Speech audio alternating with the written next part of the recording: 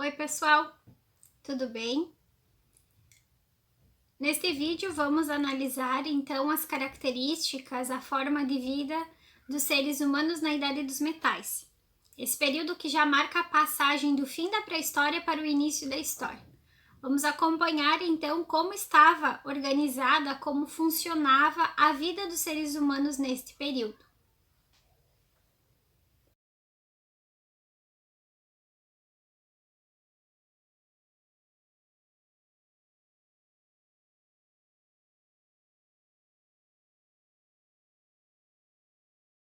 Então, quando a gente fala de pré-história, a gente lembra que a pré-história ela foi dividida em 3 períodos: o Paleolítico, o Neolítico e a Idade dos Metais.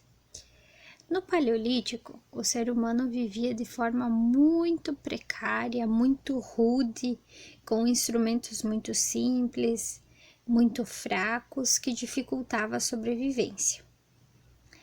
Caçava, coletava, morava em cavernas e era nômade. No período neolítico, o ser humano fez uma grande descoberta, que foi a agricultura.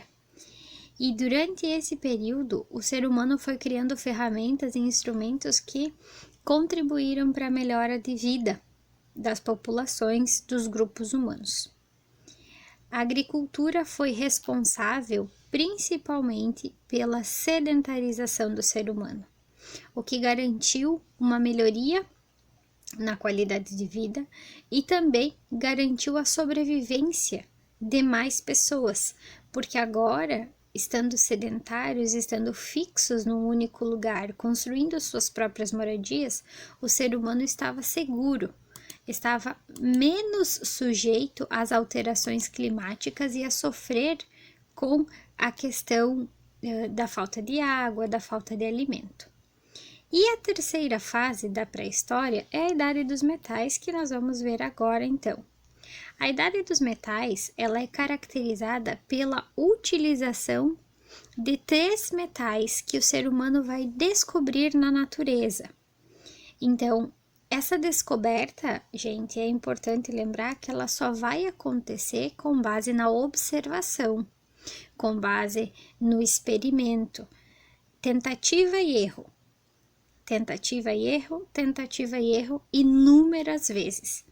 Então, esses 3 metais, eles vão contribuir para melhorar ainda mais a qualidade de vida do ser humano. Por quê? Porque esses instrumentos de metais, esses utensílios, essas ferramentas que vão ser feitas, vão garantir condições de vida melhor. Por exemplo, fazer uma panela para cozinhar raízes.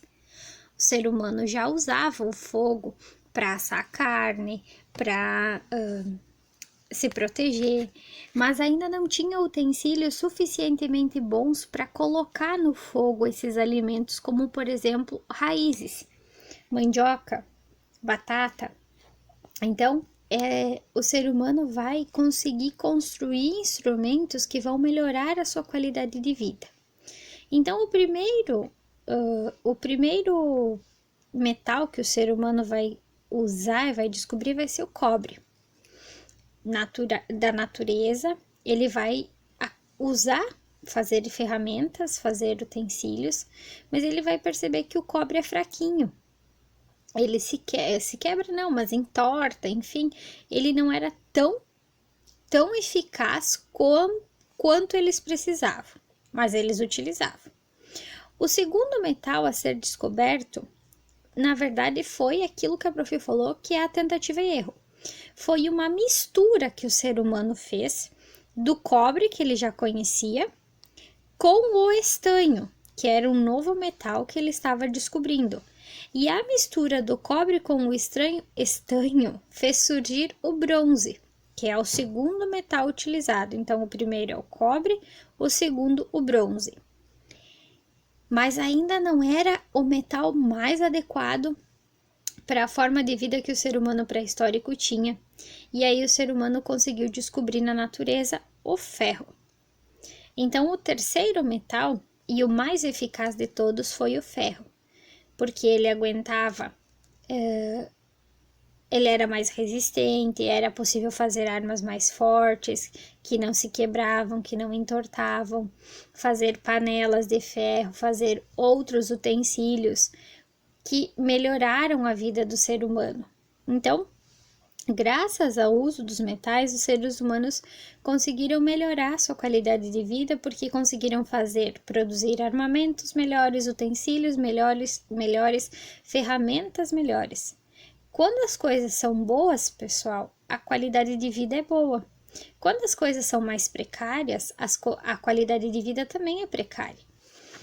E aí, nesse período da Idade dos Metais, que é a última fase da pré-história, é durante a Idade dos Metais que nós vamos ter a passagem para a história, porque na Idade dos Metais vão surgir as primeiras civilizações da história, e vai ser nessas civilizações que vai ter os sumérios, que vão ser os responsáveis por criar a escrita, que vai marcar o fim da pré-história e o início da história.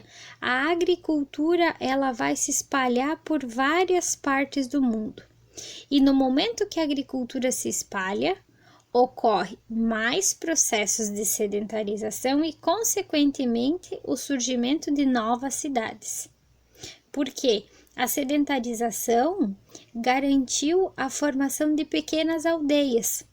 Só que com o passar do tempo e pela quantidade de alimento e pela vida melhor que as pessoas tinham, moradias melhores, alimentação melhor, cuidados, o ser humano o número de pessoas vai crescer, vai haver um crescimento populacional. Então, as pequenas aldeias que garantiram a sedentarização do ser humano, elas vão se tornar cidades. E vão crescer até se tornar grandes impérios da história, como os impérios da Mesopotâmia, o Egito, que a gente vai estudar futuramente. Então, a Idade dos Metais, gente, o ser humano abandona totalmente o seu modo de vida do período paleolítico e agora ele vive como, de fato, um ser humano.